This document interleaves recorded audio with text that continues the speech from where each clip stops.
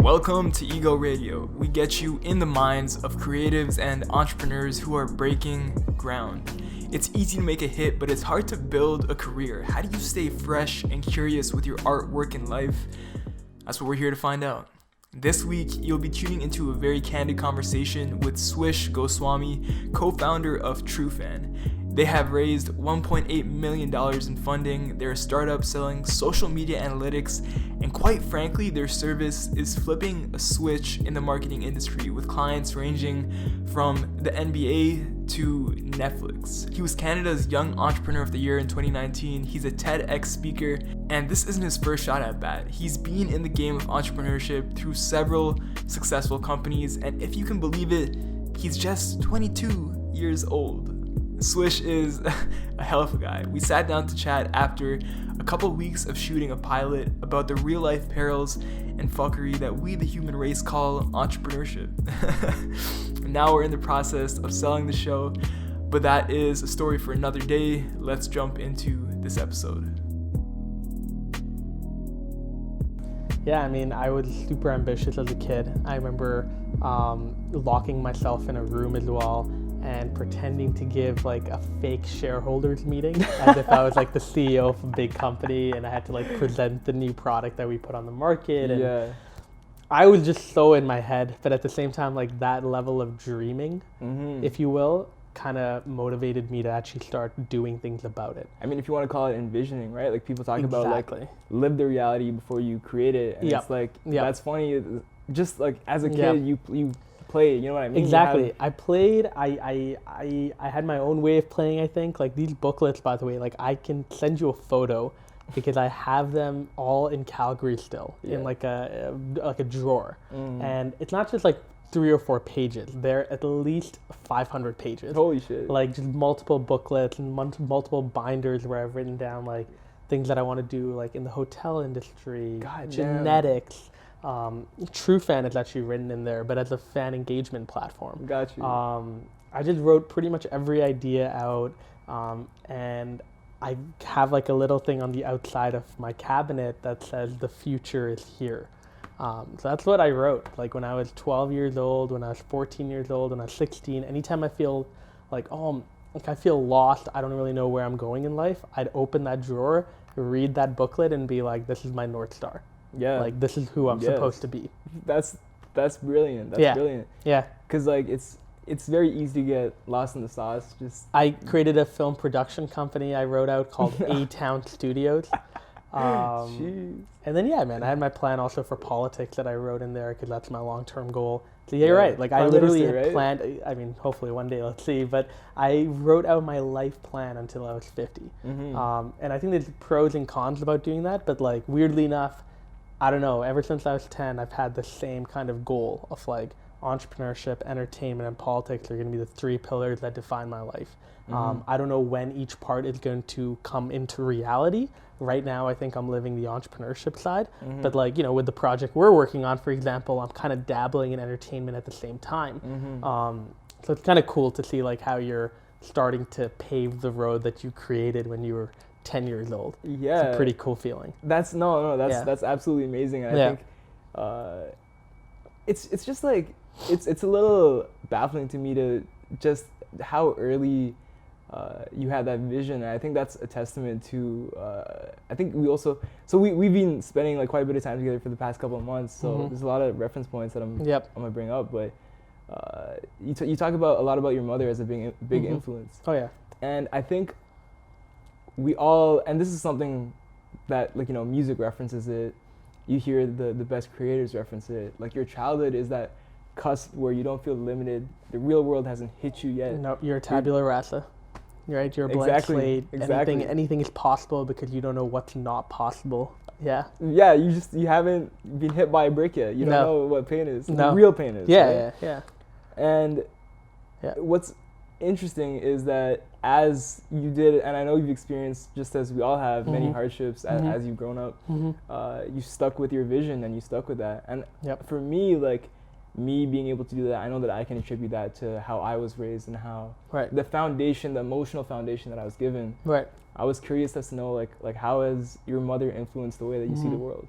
Yeah, man. I mean, mom has kind of been like the biggest supporter in my life, which is very underrated. Like, you know, I come from an immigrant family where they could have forced me into like engineering, law, medical school, told me go get a degree, work in this job, have a like safe, secure life, get married at 25, 28, retire at 40. They could have done that, right? Yeah, like, to be fair, I owe it to them, right? Like, they provided everything. Home, shelter, love, everything. Took that risk coming right? home. Exactly. Yeah. So I think the biggest thing for me is my mom just supported me no matter what I did, whether it was dropping out of school, moving to New York, starting this company, going from Vancouver to Toronto, living apart from her for so long. She just encouraged me that whatever I do it at a high level, do it with genuine love and care, and I'll support you. So that just goes a long way. Like, I don't think she I mean, I think actually now she kind of understands it, but like even when I started Trufan, I don't think she understood what the hell I was doing. She did not understand what Trufan was all about. But she trusted me because she saw how passionate I was about trying to start it. Yeah. So yeah, 100%. Like, mom's been the biggest supporter in my life. I don't think that I could ever do it without her, because not only is she very helpful on the professional side with support, but on the personal side, I mean, she's helped me grow up. Yeah. Like, I'm not as responsible as a human being even now, but like the small level of responsibility and maturity I have has all come from her. That's fantastic. Yeah. Just taking a step back to the previous question. Yep. I see how you have that strong emotional base, that trust and that confidence and belief in yourself that comes from what your mom has given you. Yep. Let's say you didn't have that growing up, right? Because I know a lot of people don't, Yeah. right? Yeah. And how do you recommend someone builds that vision, right? Like a 500-page booklet detailing multiple business plans is a fantastic, like, It's crazy. it's crazy, but It's it's also a wonderful way to say, like, hey, Yeah. I'm putting this out there on Right. paper, in my brain. Right. This, and once you have it there, it's like I'm sure you know about the reticular activation system. Yep. System in your brain It just that stays in there. automatically Yep. recognizes opportunities without you even thinking about it. And it's like, how do you recommend people who may not have had that nice Garden of Eden to start off with? Yep. How do you recommend they build that for themselves? Yeah, I mean, I think my answer here would be you need to find that support from somewhere, especially in entrepreneurship. Like, it is such a lonely journey. And the reason why it's so lonely is because for the first few months of creating something, even if you have a co-founder, at the end of the day, you and your co-founder are going to be working late hours, having doubt, anxiety in your head at all times, whether this thing will work, whether you'll be able to survive the next month, whether you made a good decision dropping out, leaving your job, whatever it is. So you need someone to fall back on that continues to reinforce that you're capable, you can do this, you're smart, you know what you're doing. You need someone that you can fall back upon to just tell you that. But also to be honest, like, my mom is genuinely honest with me. She's not always like lovely, flowery roses and anything like that. Like, she'll also be like, you're an idiot, like, you're stupid, like, what the hell was that? She'll be honest, and I love that about her. Yeah. So find that support somewhere. It could be a friend, it could be a mentor, it could be an advisor, an investor, a person you look up to in the city, a great professional in the city that's a little older, maybe he's had a bit of experience in your industry. Find that person and cling to them, right? Follow up with them, get coffees with them weekly, schedule things in to help them out. Make sure to just be with that person. Number two, I think, is, look, anyone can take a piece of paper out, anyone can take a pencil, anyone can get their laptop out, they can get their phone out. Jot down your ideas. Like, I think as you start to get in the practice of jotting down ideas, you'll start to realize that your mind is starting to think about ideas in a more nuanced and a more convoluted way, I think, where, like, you start to look deeper into ideas that you were thinking about a month ago. Yeah. Because now you wrote it down and you're looking back at it and you're thinking more about it. And then every time you're on the web, every time you have a conversation with someone, it's more likely to come up and you're more likely to talk about it and get even deeper with that idea. So make sure to write it down. Like, I was obsessed about writing things down growing up. I have like over 3,000 notes on my phone. I write down everything. I text myself about 40 times a day. I'm psychotic in that way. You don't have to do it to that extent, but I'm scared of forgetting good ideas that I have, or I'm scared of forgetting the seeds of a good idea, something that could germinate into a big idea, but I didn't write it down in terms of the foundation. Yeah. No. And like for the people listening, like this is, Swish is really not exaggerating. Like I think we were filming something one morning. You came out and you were like, I don't know what I was thinking or what I was dreaming about, but I woke up at like 3 a.m. And like and wrote it down. It was like, the time machine has to coordinate with the, and I was just like, what the fuck are you saying? He's Bro, just, I'm just like, whack. You yourself were like, yo, I don't know what it is, but I wrote it down. And I look back, like I don't do it all the time, but like with my dreams, man, sometimes I wake up at like 3, 4 a.m. I write it down, and then the next morning I'm like, what the hell? Like, what is this? No, that's brilliant, though. That's brilliant, right? Like, that's actually my goal. Is hopefully in our lifetime, I hope that we are able to track dreams a lot more accurately. That would be a dope business to start. That would be phenomenal. That reminds me of like Inception. Like exactly, right? Like maybe not altering, that's a bit dangerous, but like being able to at least track your dream. Yeah. So like, because there are a lot of good ideas that come in dreams. Oh, 100%. There are a lot of great ideas that come in dreams, because it's pretty much an amalgamation of your experiences, what you've been thinking a lot about, even things that you've never thought about, but like patterns start to develop and things are put together. Well, crazy. It's really interesting because when you're dreaming, that's when your memories are getting consolidated. So just at a purely like brain psychological level, in terms of like you integrating your day and your thought processes and your concepts and your ideation, it's just like this mesh of, you know, like this, that's your foundation, right? The mesh of gold, that's the better. Yeah, so I'm hoping when I'm like 40, 50, probably 80, I can do that. Yeah. But I one thing I got kind of scared because one of my friends told me that his dad, probably around 70 years old, can't dream anymore. Really? So like clinically, like is this biologically? Not like clinically or anything. It's just like he doesn't dream. He just doesn't. No, he just doesn't dream. Like he never enters that stage of REM sleep. No. Damn. Like he just doesn't dream. It kind of sucks. You know, I had to knock himself out with. Damn it! It's not. Valium? No, it's not. CBD. No, it's like a type of sleeping pill. Oh, okay. It's some type of sleeping pill. He knocks himself out with it, and then he just doesn't dream. Well, if you like drink before you go to bed, or you know, a lot of people smoke before they go to bed, smoke some weed. You don't go into full REM sleep. I don't know.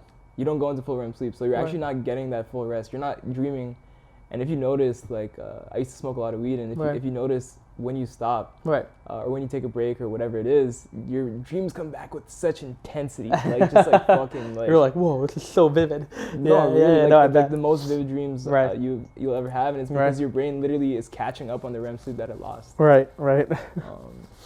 So I'm sure the sleeping pills have a very similar effect. That's scary though. I don't know if I could ever do that. I'm like, and it is true that as you get older, like this is also biologically proven, just out of a psychology textbook. I love psychology. As you get older, you're literally physically able to sleep less. Like your body just wakes itself up. So by the time you're 70, you're probably gonna be sleeping 6 hours a night, and you won't be able to sleep anymore. Like you'll just wake up. So you only have like what REM sleep for how long? It's in I think 90-minute cycles. Like an hour and a half. Yeah. What is your? I'm gonna ask you about sleep, but before that, you mentioned fear, right? You're scared. Yeah. You're talking about your dad. Your friend's dad is experiencing this problem. Yeah.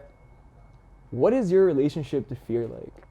Because for me, I'm seeing like there's two real things. If you break it down, your motivations to do anything really in life can be broken down between fear and desire. Right. Yeah. You have your desire to accomplish things, build a certain life on one side, and you have the fear of what will or won't be on the other side, and you kind of walk that line. What's that experience like for you? So fear for me right now is just around people around me. So fear of losing loved ones, fear of people that I care about feeling hurt, feeling betrayed, not feeling loved or cared for in return. So that's really the biggest fear. Smaller fears, like I'm probably like fearful of spiders and shit. I don't know, but like if a tarantula was walking there, I'd probably run away. But I don't think about fear a lot. I really don't. Like when it comes even to like risky decisions we make at our business, like we don't really think twice about like what if it wouldn't work? Which I guess is good and bad. Like normally you should have a plan B, but like normally we're just so dead set on making it work that like our minds immediately just go towards like how awesome it'll be if it works. We're like very like, at least for me, I'm naturally an optimist. Like I don't think about what things are gonna look like if it didn't work. I feel like I need that attitude a little bit more in my personal life. But in the professional side, like we're kind of just more guns blazing. Let's keep going ahead. This is the strategy, and we don't think twice about fear. Yeah. You don't let it trip you up. You don't let it stop you. No, because like I think we've also just been knocked out so many times now. Like with Trufan, we've had failed hires, product delays. We've had a trademark violation all in our first year. In our second year, we the businesses that you relied on got completely were. Like encyclopedia, no, what is it, Britannica? Britannica, yeah. That was a huge, like, you guys have been through a lot, no doubt. A lot, and so at this point, like, what's the worst that could happen? You know, if we try to go and make if we try to take a major leap forward, I mean, the worst thing that could happen to the business is it goes bankrupt, but none of our decisions are, like, that monumental. Right? Like, we're not staking the entire company on one deal. Exactly. So, like, we don't have a reason to play with fear. We just don't. I like that. I like that. Because it's like, a lot of the times, it's like a trickle mentality, right? Like, one thing triggers one thing, which triggers another thing. And it's just this loop, and all of a sudden, you're caught in fear, and when you're caught in fear, you can't make smart decisions. Totally. Yeah. I mean, and so, thankfully, that isn't happening right now, but, like, the fear of losing loved ones, though, is something that I think about, not on, like, a regular basis, but, like, definitely, like, 2-3 times a month, I can look back and think of, like, times that I was in my bed being, like, is my mom doing fine? Or like, some of my good friends, like one of them recently has been trying to raise money for like 9 months now, since graduation. Wow. And he does not want to take a corporate job. And I feel so bad for him because I think he has a great idea. He's just getting really unlucky with the people that he's talking to and the stage that he's at. So I'm always thinking like, oh damn, like what if he takes that corporate job and he doesn't like it and he starts to view himself as a failure, or alternatively, like, how is he going to survive? Like, he's pretty broke right now. He's not doing that well. So stuff like that, it actually does kind of bother me. Like making sure that the people that you care about are also prospering and doing well. Exactly. That's very important. That's very, very important. One thing that I really stood out to me and that I've learned only in the past year, once I moved out, is that like what loyalty really means. Yeah. And you were talking about that in terms of the team when you started Trufan. And it didn't really hit me then, but I kind of reflected on it and I was like, you know what, looking back on my life and the different things I've tried to build and like I'm in film, I'm an artist, that's where I'm at right now. Right. But I've always loved entrepreneurship too. And I've always wanted to build and create things. And when you're thinking about building and creating something, anything that's at scale, you need a team. And you need that team to be, it's not even about loyalty to like you. It's about like loyalty to like a certain set of values. Like understanding and like trusting that the other person will be loyal to the set of values. Be consistent and bring that energy to the table and that's just, I think, an invaluable priority to keep. Because it's very easy to get caught up in like, oh, this person's accomplished this and accomplished that, and we should hire them, we should bring them on. Totally. Loyalty is the most important word ever. It is like, if people ask me like, what is the number one value that you're always looking for, or what is the number one value you think a human being should have? Loyalty. And like, it comes obviously also from my personal experience of, my parents separating. And me realizing how important loyalty truly is. But it also then comes, like you talked about, when it comes to the business world as well, it's so important, right? Like, you're only, I think, as good as the people around you, only as good as your team, only as good as, the investors, the advisors, the people around you. And those relationships, they continue to grow. They continue to stay positive only when you put back things into it, right? And so loyalty is a two-way street to me. If someone is disloyal, it's someone that I cannot work with, no matter how smart they are, no matter how great their accomplishments are on a personal side, no matter how good looking they are. I can't deal with someone that's disloyal. It's just me. And it's also because, you know, like I have a very passionate and strong feeling behind that word now. So it's something that I look for immediately. Yeah, 100%. Yeah. I think I couldn't agree more. Yep. Yeah. Yeah. Yeah. We're gonna loyalty. Print that on a hoodie. Print that. Yeah. Just in general, right? Like looking like scaling up, looking at like a kind of like a meta scale. Sure. Your life is fucking strange in terms of just like what the average 21-year-old, 22-year-old is doing, you know? Yeah. Walk me through, like, what is it really mean to walk the path less traveled? Mm-hmm. So I actually don't feel different, which I think is good. Like both Anik and I, Anik, obviously my co-founder, 21, I'm 22, like both of us don't, actually wait, Anik turned 22 recently, so I can say this on air, we're both the same age for now. But I am 1 year older. But at the same time, like I think both of us don't feel different. Like we've never tried using our age to like, you know, advertise or promote ourselves or anything like that. We want to be treated seriously, like an equal.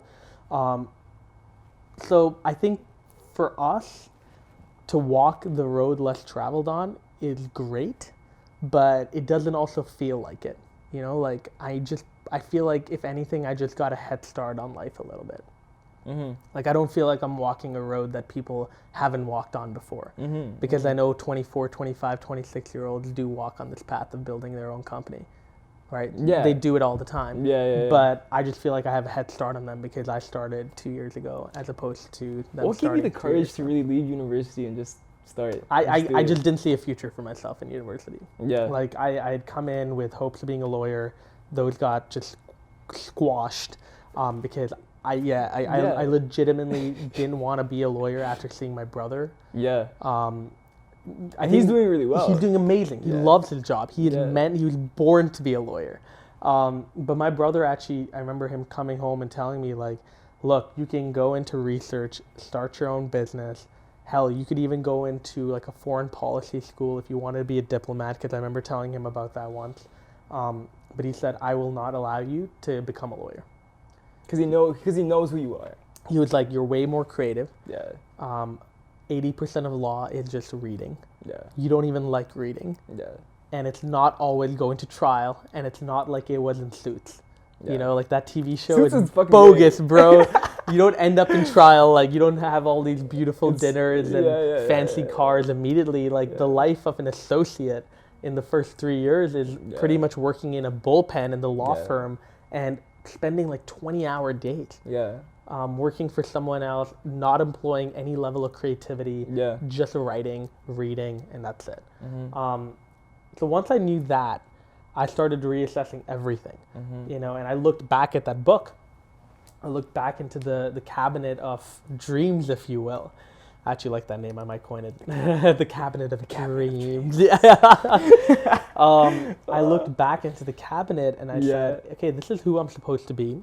My goal always was to be a lawyer, and then after 2 or 3 years of making money, to start my own thing. And I started thinking, why not just start my own thing now? That's what I did. And then, you know, that's why once it started taking off, once obviously I got the VC job in New York, I just rode that wave and kept going with that momentum wherever it took me. That was what I did. And so it takes a certain amount of like energy, and I was talking about this like lust for life. What keeps you engaged? What keeps you when you're going through like the work that's just like, fuck this shit, you know what I mean? The docu-signs and the printing out sheets and going through cap tables and the legal work and, you know, the hiring side of interviewing people, reading through resumes. What keeps me going? I think, generally speaking, just the 20% of work that's fun in entrepreneurship kind of keeps you going. Like the 20% of meeting some really cool people, working an idea that you're able to iterate, you know, building something that you can call your own, having people work for you, being able to a degree, set your own schedule and work at your own pace. all of that, which I would factor into the 20% of amazing stuff associated to entrepreneurship, keeps me going. Yeah. That's it. Yeah. I can see that. Yeah. Yeah, that's fantastic.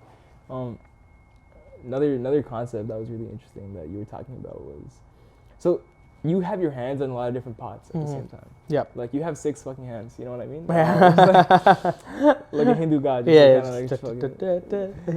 You're putting a book together. It's done. It's done. It's done. It's coming out. Finished the book, coming out later this year. You're Trufan. Just acquired your biggest competitor. Yep. Doing a lot and planning to do even more. Speaking. Yep. It seems like a list that's just constantly growing. Little clothing collection. I did a sneaker last year. Advisor and investor in a few companies. Obviously do my podcast with Origins Media. Yeah. I post a lot on social media. Yeah, 100%. I definitely do a lot. What is it that enables you to do all of that? Do all of that. And how do you decide what is something that's worth taking on? Yeah, that's a great question. Because once you even start to have like a modicum of success, there are more opportunities on the table than you have time to actually do. Yeah, and this is a great question because at the start of this year, I started realizing that I overcommitted 2 years ago. Last year, I think I was a little more focused about only taking on opportunities that had something to do with where I wanted to go in life. Right, so the reason I took on the sneaker deal, the reason why I took on like creating a small capsule collection for a clothing brand in LA called OmFam, reason I did the podcast is because I do see myself in entertainment in 3, 4, 5, 6 years, right? And I want to be known as a cultural figure more than just an entrepreneur. At the same time, though, this year I made the conscious decision of realizing that Trufan is the number one priority. And everything that I do needs to lead back to it. Number 2 is the book, and number 3 is speaking. That's it. Those are the 3 things that this year I want to do. 95% of my time will be spent on Trufan because we're hiring people. We're hiring people that aren't our friends. We're hiring strangers that are literally coming in. And for me not to be at the office most months or most weeks or most days is ludicrous. It can't happen. So I think for me, I started realizing that I can definitely do a lot of things. And, you know, the way I actually do that, by the way, is having a great team around me. Like for the podcast, I work with 3 very hardworking girls at Origins Media House. For speaking, I have a bureau called Speaker Spotlight. They negotiate the deal. They close the deal. They book my flight, book the hotel. All I really got to do is just show up and speak. With the book, I have my publisher, Kogan Page. With investing and advising, I do it with Onik. We do it more on the side. With the shoe deal, it was with K-Swiss. With the clothing deal, it's with OmFam. Like, I have various teams, whereas all I really got to do is just show up and put some creative vision and creative energy into something, and it'll work out. But this year, again, I've really noted that it's a breakthrough year for Trufan. So 95% of my focus, 95% of my week, 95% of my month needs to be put towards Trufan. That's it. So my role right now has come down to fundraising, hiring, setting and communicating a vision constantly to our team so they're reminded of what the bigger picture looks like. And then finally, top line enterprise sales, like big deals. Those are the 4 things I'm doing. Yeah. So all leading back to Trufan. If I could paint it visually, kind of what you're saying is there's this circle in the middle that's Trufan. And kind of like a spiral. Everything else has to lead back to that and benefit the growth of Trufan in some way for this stage in your life. Exactly. And there are obviously side things, maybe circles that don't attach to Trufan. I'm not going to give those that much focus this year, but I'm planting seeds. Right? Because I do see those circles becoming bigger in a few years. Just the scale of what you're trying to do in terms of over the length of your career. You're trying to be in multiple different fields. 3 verticals. And like you said, it's not just about being a great entrepreneur, it's about being a cultural icon. Not for the sake of your own ego, but just simply because you want to accomplish this many things and you know that's what it takes. And I want to pave the road for people who, A, didn't think it was possible, or B, they come from a similar situation where maybe they didn't get the best parent that would allow them to drop out of school. Or weren't supportive of creating their own business, right? So the reason why, for example, on the speaking front, I talk so much about mental health is because I want to pass my lessons around mental health forward, right? I want to be able to share experiences that I've had talking to friends that have suffered great mental health illnesses. I want to share my own stories of mental health as an entrepreneur. And I want to be able to talk about that because it's all about being relatable and passing whatever I've learned, whatever I'm observing and noticing on to other people. So they feel encouraged, they feel like there's a road forward. Yeah. I can always respect that. Like 100%. That's like why I started this podcast, because I'm seeing there's an immense amount of creative talent in the city. Yep. But as creatives sometimes tend to be, it's like, okay, how do you... Siloed away and not as aware of the multiple factors that you need to be aware of to turn it into a lifestyle that's sustainable. Yeah. And that's not saying like people, that's like saying me included, you know? So it's like, how do you create a conversation, create a community around information that like I know something that you don't know, you know something that I don't know. And if we come together, share that knowledge, put it out for people to see. We provide value to each other. Exactly. Yep. Each other, the community, the other people, like you said, who are trying to strive to build a life that's not a prescription given to you by society. That's also the philosophy for how I became big on LinkedIn, right? Is exactly that. Took lessons that either I learned or I learned it from someone else, and I shared that.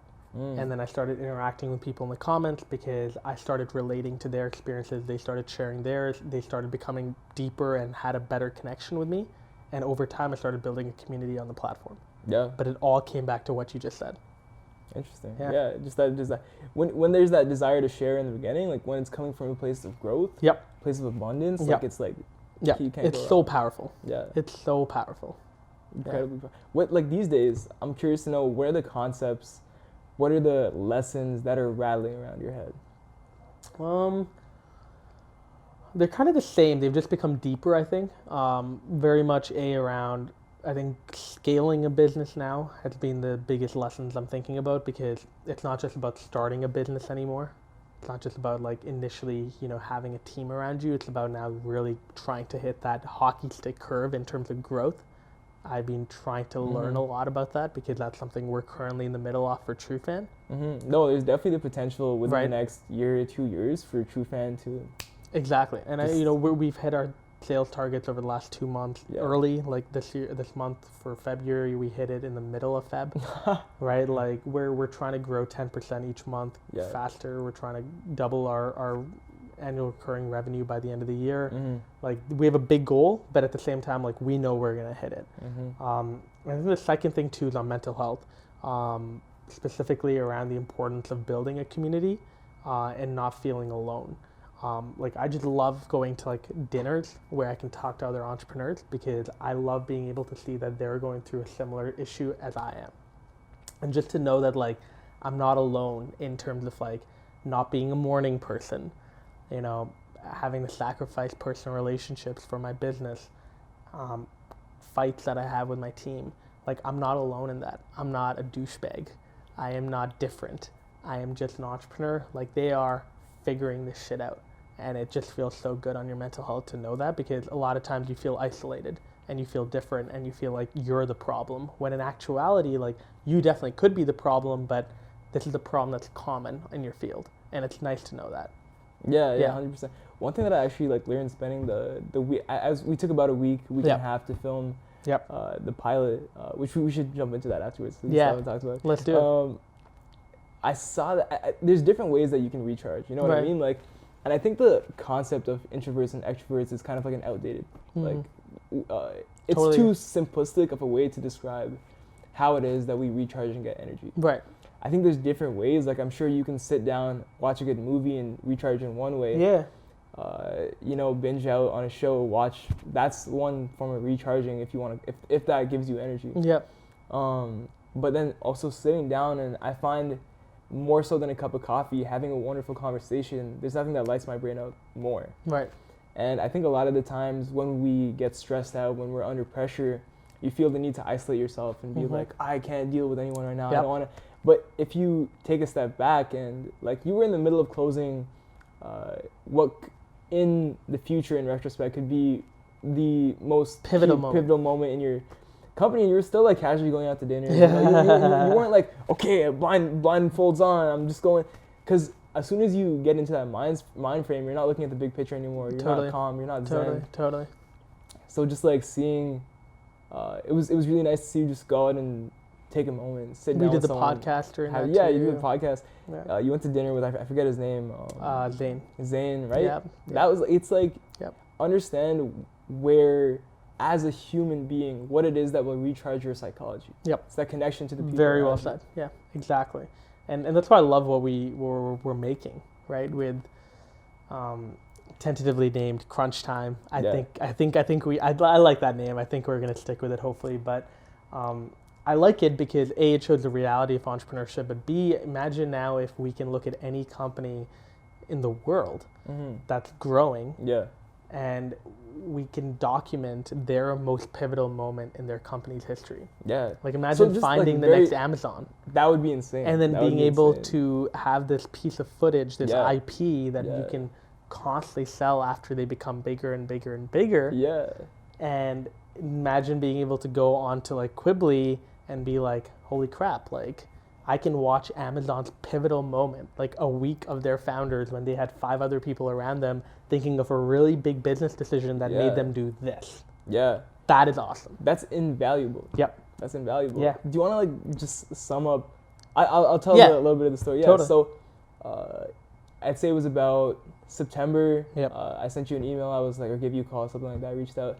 Said, hey, I have this concept for a video, just a video where we document a really critical point. Yeah. And the kind of like one-liner was, show shit hitting the fan and how good you are at cleaning it up. Yep. Because that's a lot of the time, not always, but that's a lot of the time how it is as a startup, because shit's going wrong. You know, you don't have unlimited resources. You have to be handy, and that's where the meat and potatoes are. It's just like, how do you problem solve? How do you stay on your feet? How do you stay sharp? And get the touchdown at the end of the night. Well said. That's really what we're trying to capture. That's really what we're trying to capture. In a realistic way. Because there's all this bullshit around entrepreneurship of all like this fluff. The hustle culture, popping bottles, driving fancy cars, jets. And it's like, that's... Just like, search up on YouTube. Search up entrepreneurship on YouTube. You'll get a bunch of gurus, quote unquote, or experts. Yeah. And they don't show the reality. Yeah. Like the 99% of cases of how companies truly start and how proper companies start. Mm-hmm. They don't do that. Yeah, so that was exactly your goal, to show like a critical point at a company, like either IP, acquiring a competitor, maybe even bankruptcy, whatever it is, right? Because there's a big sale. Yep. And just like kind of share that. Yep. In a realistic way, like what is actually going on here. Exactly. And then you were like, hey, let's not just make this a video. Let's try to pitch this as a show. And I was like, fuck yeah. That sounds about right. Because I noticed that with Trufan, it's awesome, right? Like, this type of content, even if this doesn't go viral, I'm going to be so excited because in 2, 3, 4, 5 years, I will still look back at this video and be this is cool. Right? It's like legacy documentarians, right? For like people that are about to die, they have a legacy documentarian because then their kids can watch their father or their grandfather's life and look back at it being like, this is awesome. Yeah. In that same vein, though, I also noticed that there are other companies, whether it's a Genie's in Venice, California, or in Asia, or in Europe, they are going through similar moments. Mm-hmm.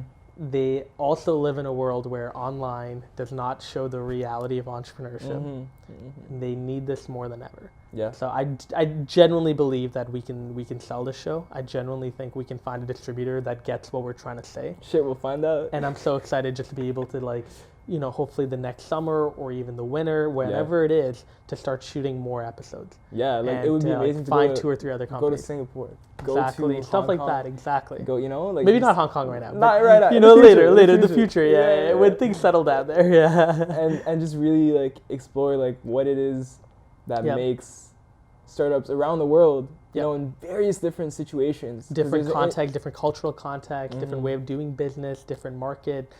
I'm excited, dude. Like this genuinely could blow up, I think. I agree. Yeah. It's an exciting time because this is my first shot at stepping into the arena at the scale that I want to be at. Yep. At the start of the scale that I want to be at, you know what I mean? Yeah. I mean, the long-term goal, I think, for you is what? Like features. That's features, yeah. That's awesome. It's coming. It's funny, though, you say that, because I feel like maybe in 30 years, kids growing up are going to look the other way. Yeah. Like, I feel like the Netflixes and the Hulus and the Amazon Primes and the Craves, that'll be the goal. I think, like... Not the big silver screen stuff. Yeah. Well, when I say features, I don't necessarily mean, like... Fair enough. Even personally, like, I don't really go to the theater that much. But I love movies, I love film, I love video. Right.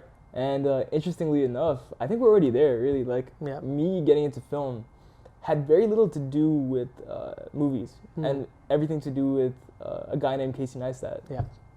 And he used to make really amazing short films once a month. Sometimes they were ads. Even his ads felt like short films. They were wonderful. They would just go viral because they were that fantastic. Like, it doesn't matter that it was an ad. It was just a great story that was being told. It also shot so beautifully. Yeah, on a point and shoot, or on a DSLR that's like $600 that almost anyone can buy. You know? Because he was a real filmmaker. He was a real storyteller. He didn't need the $100,000 budget. He didn't need the $10 million budget to tell the story. So he's also, by the way, an example of a cultural icon. Oh, for real? Right, because in the same way that I was talking about passing it forward, like, he inspired you to pick up a camera and to start shooting and to think of a career in film. That is awesome. That's incredible. I think you were telling me you had actually met Casey. I did meet Casey in New York. My friend Sam Sheffer works out of the same office as Casey. So I went to 368. And, well, not 368, I guess he called it a company then, but 368 Broadway. And we were going up the stairs, and he was like, oh, yeah, by the way, this is Casey's office. And Sam really quickly checked if Casey was in, and Casey was, and I just said hi. And then it was also funny because I saw him again at Haste and Hustle. Which is a conference that I attended. I later spoke at it. And so it's cool, man. Like, this guy, like, I think, even though I obviously am into film, I don't think I'm into film from, like, a director perspective. Like, I'm more into film maybe as like a writing perspective. Like, I love storytelling. But like, I don't know if I'm that good. Like, I do, like, obviously when we were shooting our thing, like, I definitely have an eye for how I want things to look. But I don't think I can do what you do. But at the same time, I think it was so cool because when I heard Casey talk, it, like, really inspired me to be like, this is dope. Like, I maybe want to just buy a camera and start, shooting things randomly, because like, his way of talking about what he does was so passionate. And I feel like every person should strive to find something that they're that passionate about, where when you talk about it, you inspire people to think about that as a career path. That, I think, is the epitome of finding something you're passionate about. Just like be able to hear the joy, the creativity, I don't know what it is. It's just like that spark of life. It really is. I think it all just comes back to that lust for life, right? What brings together my circle of friends, and I'm pretty sure your circle of friends as well, is like we were just talking about it. You're one friend who's desperately trying not to get a 9-to-5. What we're trying to do is build a life that's authentic and genuine to what we feel reflects our inner world. We're trying to make our external world match our internal world. Totally. And in pursuing that path, like, you end up like the Casey Neistats of the world. You know what I mean? Like, where when what you're living is so true, so genuine to who you are, that when you speak, it's just a matter of like wow, like, you can it's you can see that person is genuinely living the life that they want to live. Yeah, that's beautiful. It's a very cool feeling. Like, I just remember going to the Haste and Hustle conference and coming out being like, that guy was cool. And that conference had Gary as well speak at it, and I was just blown away by Casey. What do you think? So, like, I think a lot of times people look at, I was very similar growing up, you know what I mean? Like, I remember talking about, I must have been in, like, grade 9, grade 8, I was telling my friends, I'm like, I want to be as successful or more successful than Casey Neistat, you know what I mean? He inspired me. I want to take that inspiration, carry that torch, take it one step further.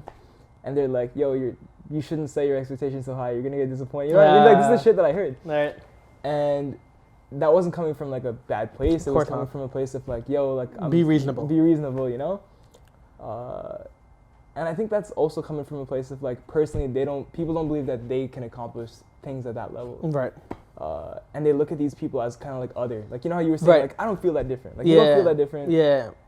Because you're not. And Casey's not. And Gary's not. Yep. But what would you say to someone who's struggling with that belief of like, or like the artist who's a singer, but she's like, you know, I'm going to play it safe. And maybe that is the right path for you. You know what I mean? But what do you think is stopping people from taking that step and saying like, I could do it. Like I could be in that position. I could.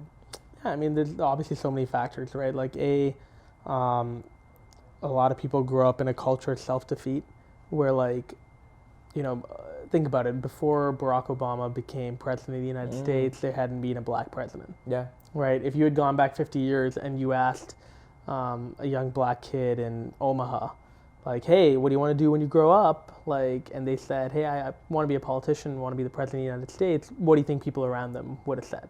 Like, you're an idiot. Like, they laughed, exactly, right? So, I think it's a lot of people grow up in communities of cultures of self-defeat where they can't see role models. They don't know where the path is. Stuck in scarcity. Exactly. It's very similar to even young Irish kids going into the UFC. I mean, before Conor McGregor did it, there wasn't a big culture around young Irish kids doing that.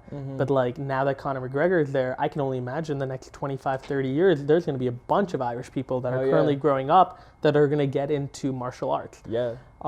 That's one. Number two is, you have to be practical to a degree. Like I encourage people, you know, being reckless, living your life, especially when you're young, you don't have a mortgage, you don't have a family, but don't be dumb, exactly, right? Like at the end of the day, you want to provide for yourself. You don't want to have to harm your health by not eating right, by not living in the right place, because if you harm your health, then you're not going to be able to do anything in the first place. It's not sustainable. Right? Exactly. Yeah. But I think three is, look, the advice sometimes, and I don't know where those people were coming from when they told you that you should set your expectations low. It was coming from a good place. I bet, but like, I think a lot of times people also say that because you never want to measure your success, I feel, against someone else's. Right? Like, I never want to measure my success against, like, how successful is Michelle Romanov? How successful is Gary Vaynerchuk? How successful is Ryan Holmes? Yeah. I never want to do that. Yeah. Because, like, even if one day you are more successful than them, like, you don't want your ego to think that. No. Right? Because that's the worst thing that could happen to your ego and the way that you treat people around you. Yeah. Or B, if you don't get there, you're just going to be beating yourself up unnecessarily. Yeah. Right? It's a lose-lose situation. It's a lose-lose situation. You could be so successful. You could have money. You could have great relationships around you. And you still probably won't be happy if you view success in comparison to someone else's. So I think it's more about set your own expectations. I think it's great to say, I idolize a certain person. I'd love to have a career like them. But I don't think you should ever say, I want to be more successful than someone. I feel like that's comparing your success to theirs, and you're setting yourself up for defeat. Yeah, definitely. I think that makes it's a subtle but important mental shift in that you're not saying don't strive to accomplish great things. Don't have a incredibly strong like drive to do things that have never been done before. Yep. But be inspired. Be inspired by the people who came before you. But don't get caught up in comparison. Don't get caught up in... Don't, because it's just not, like, I actually also think about this, which is you might not think you're as successful as your idol when it comes to filmmaking, right? But you could be more successful than them when it comes to the relationships you've built around you, the way that you've treated other people, the way that people talk about you. Some of the most successful people in the world are controversial. They're not well-liked. Floyd Mayweather, right? Like, if you ask the average person on the street, hey, would you swap lives with Floyd Mayweather? They'd probably say yes, just because of the money. If you asked a person who already had 10, 20, 30 million dollars, chances are more people who are around that range would say no. Because for them, it's not just about money anymore. It's about prestige and how people talk about me and my reputation. And that's something Floyd doesn't have as much of, right? So I think it's also about counting your blessings and realizing that you might not be as successful as someone else in a given aspect, but there's so many aspects to life that you can dominate and be better at. Yeah. And not even like, just your internal state is what's most important above all. Like being in a place of peace, being in a place of just acceptance and joy. Gratitude.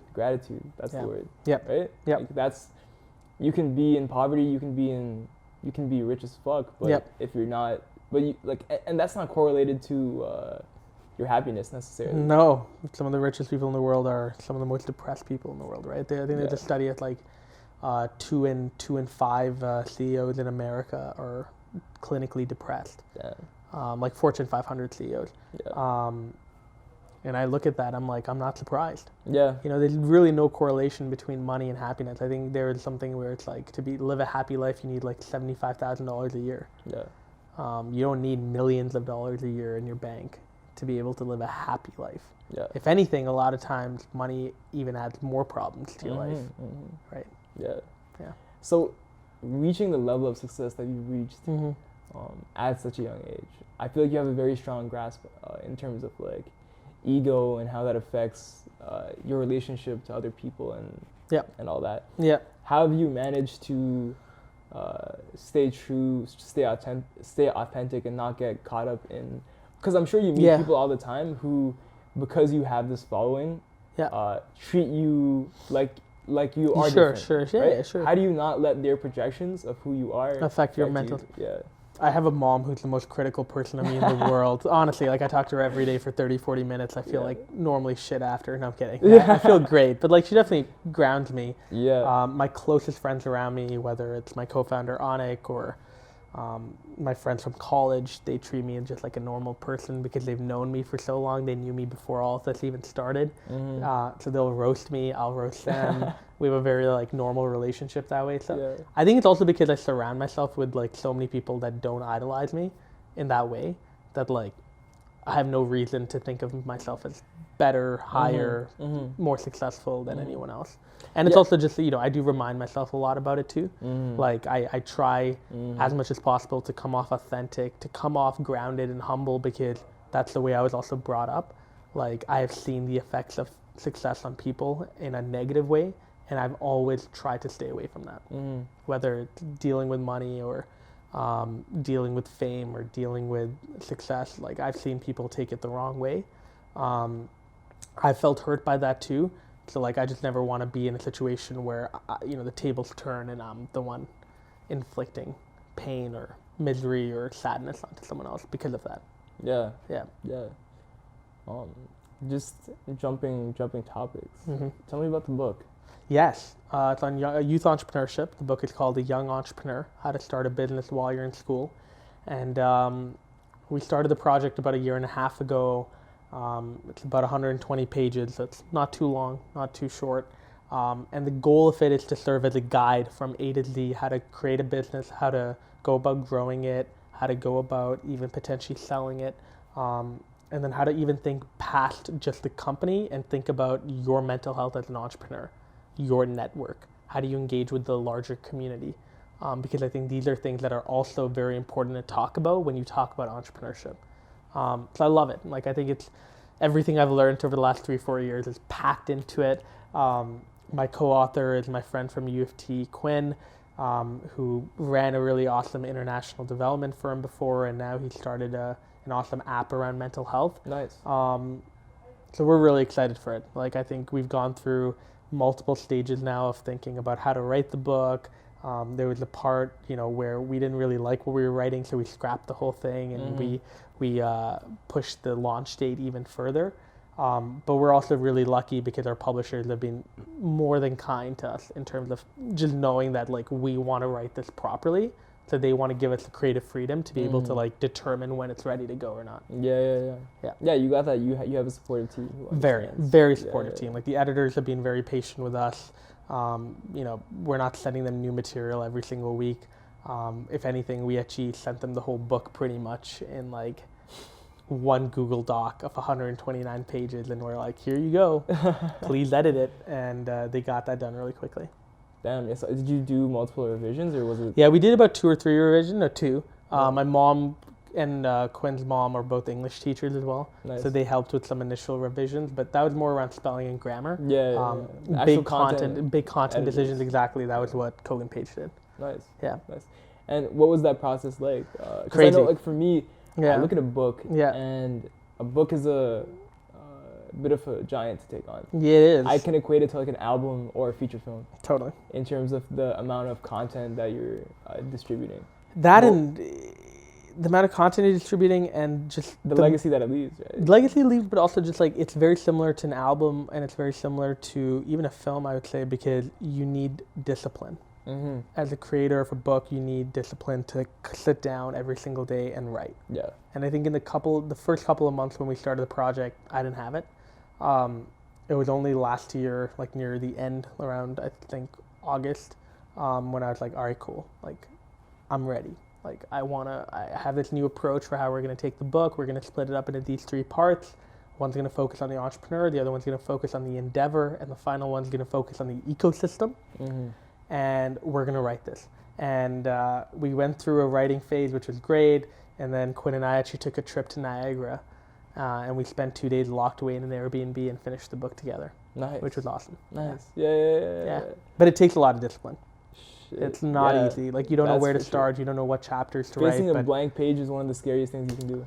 Once you have the outline, though, you feel more comfortable. Yeah, definitely. There's this wonderful book that I always recommend to anyone creating fucking anything. Yeah. The War of Art by Stephen Pressfield. Okay. It's a short little book about this big. Right. And he is an author who didn't make it until the age of 50. He was like driving trucks, doing all sorts of other things. All right. Now he's like world renowned, you know? Wow. And this short little book kind of drags you through what does it take? What does it really take to be able to publish something at that scale, put that out there, and draw that from your brain? Because interestingly enough, like anyone who has great creative ideas knows it's not really you per se, right? No, you feel weird taking credit for it because you don't even know where it came from yourself. Yeah. And it's like, how do you create that? Like, I love how you're talking about the ecosystem. How do you create that ecosystem to be in a position to bring that knowledge, bring that content out of you? Yep, exactly. Yeah. What's the book called again? The War of Art. The War of Art. Yeah. That's great read. I have it like fucking bookmark. Highlights, all that shit. Yeah, cool. I think there was one more question I wanted to ask you. I don't remember what it was, but shit, I think we had a good podcast as it was. I liked it. This was super neat. It's really calm, chill. I feel like I went deeper into more areas than I've ever done before, which is nice. Yeah, no, I like to keep it more conversational and less interviewee. I want it to feel like this would just be us hanging out, and then there happens to be a camera there. You know, I love it. Yeah, thank you. Thank you for tuning into this episode. That's all for this week. We'll be back in a fortnight with the next episode, and our next guest is pretty special. His name is Eric Durst. He is a VFX supervisor who's worked on Spider-Man 2. He's worked with Bon Ho, the award-winning director behind Parasite, on one of his previous movies, Snowpiercer, and he's also a hell of a dude. Excited to get him on, excited to share that with you guys. So I'll see you in a couple weeks.